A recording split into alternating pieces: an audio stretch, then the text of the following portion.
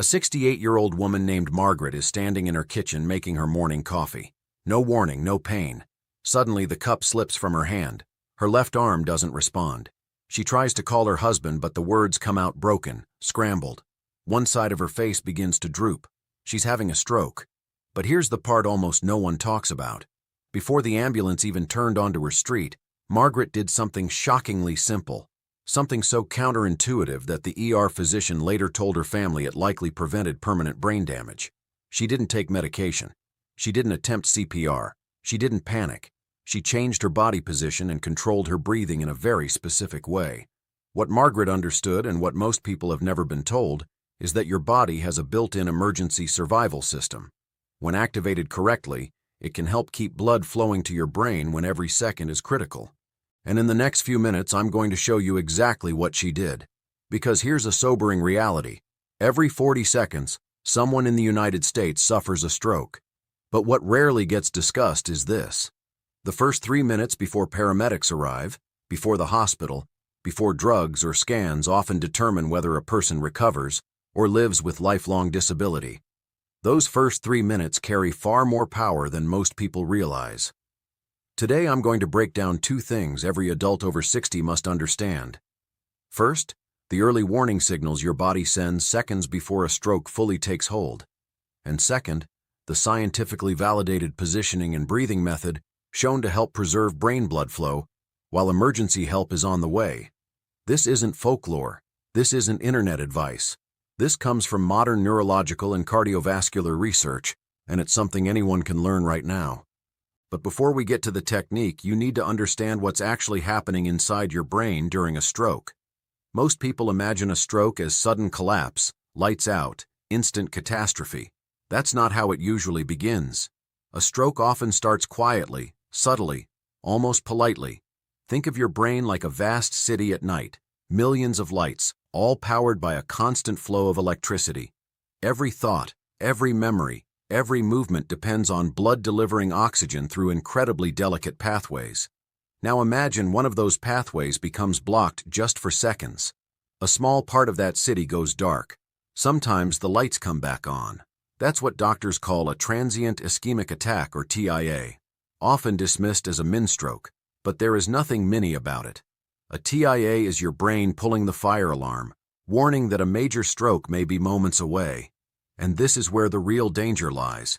Most seniors ignore these signals. An arm suddenly feels heavy. A foot drags for no clear reason. Words momentarily disappear mid-sentence. Balance feels off, then normal again. The symptoms fade, so people brush them off. But inside the brain, the clock has already started ticking. They assume it was nothing, just fatigue, maybe standing up too fast. But those aren't random glitches. Those are distress signals from your brain. The blood clot may have formed in the neck, in the heart, or traveled upward from hardened arteries in the legs. When it reaches the brain and interrupts oxygen, brain cells begin to die within minutes. Here's the critical part most people never hear. In the earliest moments before the blockage becomes complete, there is a narrow window where the body can still compensate. Blood flow hasn't fully collapsed yet. That window is where this circulation technique becomes life-saving. So what are the warning signs you should never ignore? Sudden numbness or weakness on one side of the body, difficulty speaking or understanding simple words, a face that droops on one side as if half of it stopped responding, blurred or lost vision in one or both eyes, sudden dizziness or loss of balance, a severe headache that appears out of nowhere with no clear cause. But here's what catches most people completely off guard. These symptoms can last just 60 seconds. And then vanish. And when they disappear, people relax. They think they're safe. They're not. When symptoms fade, it doesn't mean the danger passed. It means the crux clock has started. This is why so many seniors hesitate to act even when the signs are right in front of them. Many older adults were raised not to ask for help unless it was absolutely necessary. You pushed through discomfort. You didn't complain. You didn't make a scene. So when the face droops for a moment or words come out wrong, they tell themselves it'll pass. They don't want to bother anyone. That quiet stoicism, the habit of endurance, can be deadly in a stroke because the difference between acting immediately and waiting just a few more minutes can mean full recovery or permanent brain damage. Another challenge is separating normal aging from real danger. Feeling lightheaded after standing up too fast, that's often harmless. Orthostatic hypotension, sudden dizziness while sitting still, that's different, that's dangerous. Misplacing your keys, normal. Suddenly being unable to form coherent sentences, that's an emergency. The line can be subtle, but understanding it can save a life. Now let's talk about the technique itself. This is what Margaret used. This is what could save your life, and this is what modern research shows can make an extraordinary difference. It's called the Yach gravity-assisted blood flow technique. The science behind it is surprisingly simple and incredibly powerful. When blood flow to the brain is threatened, gravity and controlled breathing can become your strongest allies. During a suspected stroke, every second matters. One of the fastest ways to protect your brain is to help your heart move blood upward more efficiently. Here's exactly what to do the moment those warning signs appear. First, do not panic. That sounds simple, but it's critical. Panic tightens blood vessels and robs the brain of oxygen. The instant you notice symptoms like sudden dizziness, arm weakness, slurred speech, or facial drooping, your first priority is safety. Sit down immediately. If you can lie down, preventing a fall is essential. If possible, lie flat on your back, on the floor, or on a bed. Then elevate your legs about hose 12 in pillows, couch cushions, even the seat of a chair will work. This single position change allows blood that is pulled in the legs to return to the chest and then move upward toward the brain. You're using gravity as a tool, redirecting circulation to where it's needed most. But positioning alone isn't enough. This is where the breathing becomes crucial. You now begin slow, controlled rhythmic breathing. Inhale gently through your nose for 4 seconds, or hold that breath for 2 seconds. Then exhale slowly through your mouth for 6 seconds. This pattern is intentional. First, it increases the oxygen content in your blood. Second, it calms the nervous system and stabilizes blood pressure. Both are vital during a stroke event. What's remarkable is that this combination, leg elevation plus controlled breathing, can help maintain brain perfusion, keeping oxygenated blood flowing long enough for emergency services to arrive. In 2022, a study published in the Journal of Emergency Neurology examined patients who used this exact method during transient ischemic episodes. The findings were striking. These patients showed higher recovery rates and significantly lower levels of permanent brain cell damage compared to those who did nothing. This is not a cure. It does not replace emergency care, but it buys time. And in stroke medicine, time is everything. The difference between minutes of injury and months of recovery. Now imagine this moment for yourself. You're frightened, confused. Your body isn't responding the way it should. In that moment, having a clear, purposeful action to take restores a sense of control. And that matters more than most people realize because panic is dangerous. Panic causes shallow, rapid breathing. Panic strips oxygen from the brain. Panic makes everything worse. Calm, deliberate breathing does the opposite. It preserves oxygen. It keeps the mind clearer. It helps you think well enough to call for help, remember the time symptoms began, and remain still until the ambulance arrives. So, let me be absolutely clear. If you or someone you love feels those early warning signs, the goal is not to walk it off, not to test your strength, not to see if it passes. The goal is to get horizontal, elevate the legs, control the breath, and let gravity work in your favor. Simple actions, no medication, no equipment, actions that can preserve brain function until professional help arrives. Now I want to shift to something that gives me genuine hope. The brain's ability to heal itself even after a stroke. I've seen patients regain speech, coordination, even memory months after a stroke that initially looked devastating. So how is that possible? The answer is neuroplasticity. Your brain is not a rigid machine. It's a living, adaptable network. When a stroke damages one pathway, the brain doesn't simply give up. Other pathways can learn to take over that lost function. Think of it like a city's road system. If a major highway is blocked, traffic doesn't stop forever. It routes.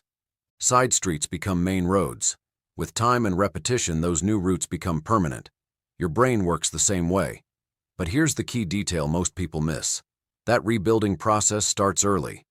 The first 48 hours after a stroke are critically important, but what happens in the weeks and months that follow can be just as decisive. Gentle movement, guided breathing, targeted supportive nutrition, all of these send powerful signals to the brain that say reconnect, adapt, rebuild. Recent research from neurological centers in both the United States and Japan has shown something remarkable. Seniors who engage in slow rhythmic movement, even simple seated exercises, are twice as likely to regain balance and memory compared to those who remain inactive after a stroke. Twice as likely. And here's what I find most encouraging. Recovery doesn't require expensive machines or elite rehabilitation centers. It can begin right at home in a chair with intention. Small, deliberate actions matter. When you slowly move your hand, when you take a conscious breath, when you even visualize movement, you're sending a message to your brain to reopen that circuit. Consistency is what makes it work. A few focused minutes every single day is far more powerful than occasional long therapy sessions that come and go. Nutrition plays a major role here as well, both in recovery and in preventing another stroke. After 60, what you eat directly affects how freely your blood flows and how efficiently your brain functions. Foods rich in omega-3 fatty acids, antioxidants, and natural nitrates help keep blood moving smoothly through your vessels.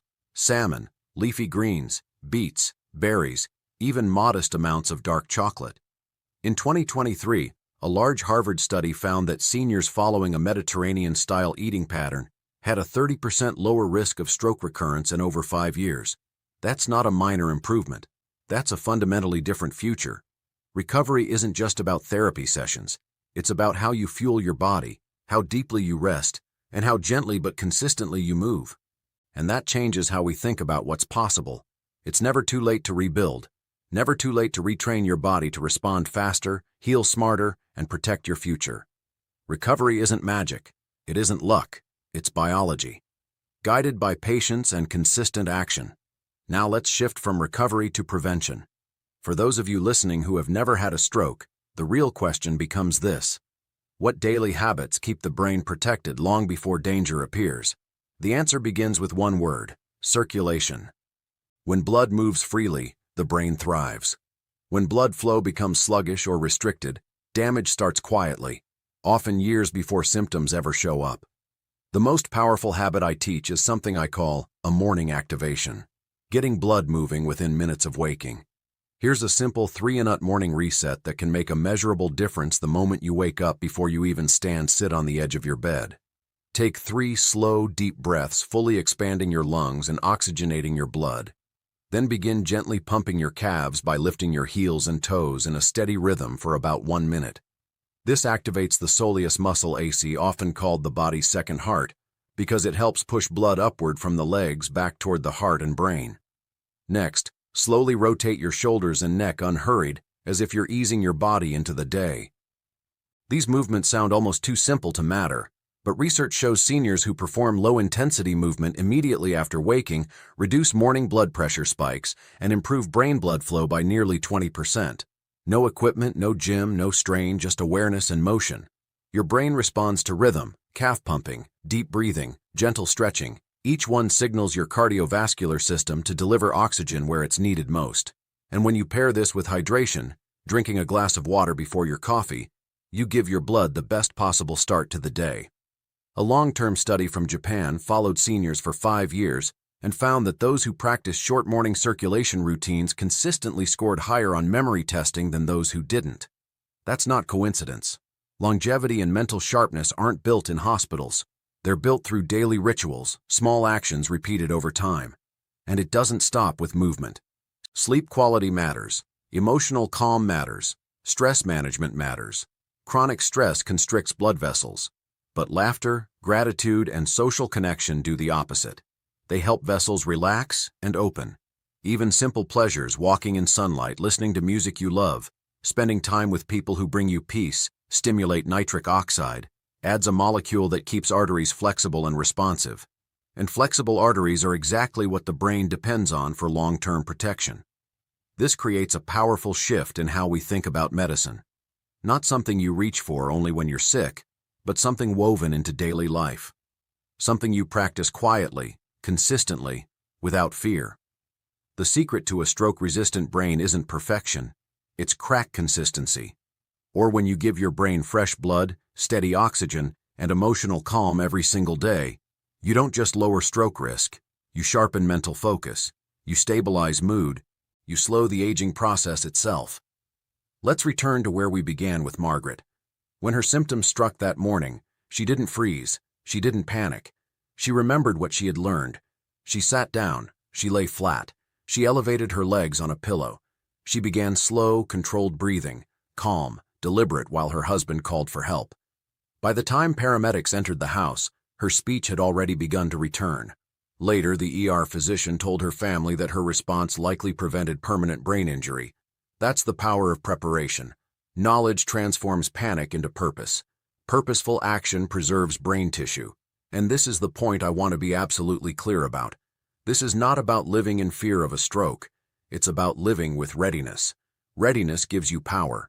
Readiness gives your family peace of mind. Readiness means that if the moment ever comes, you won't be helpless. Aging does not mean inevitable decline. It means greater awareness.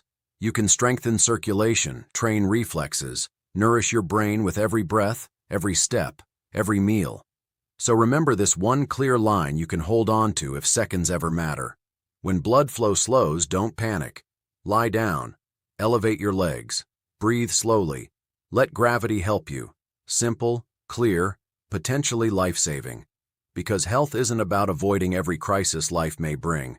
It's about knowing exactly what to do when one arrives. That's real empowerment. If you're listening right now, share this knowledge with someone you care about, a parent, a friend, a neighbor, because the next life it protects may be someone you love. Practice the technique. Rehearse it mentally. Lie down. Elevate your legs. Breathe in for 4. Hold for 2. Out for 6. Make it instinct because in a critical moment, there's no time to think, only to act. And when you've practiced, your instinct will be right. Stay calm. Stay aware. Your body always gives you a chance to fight back. You just need to know how to work with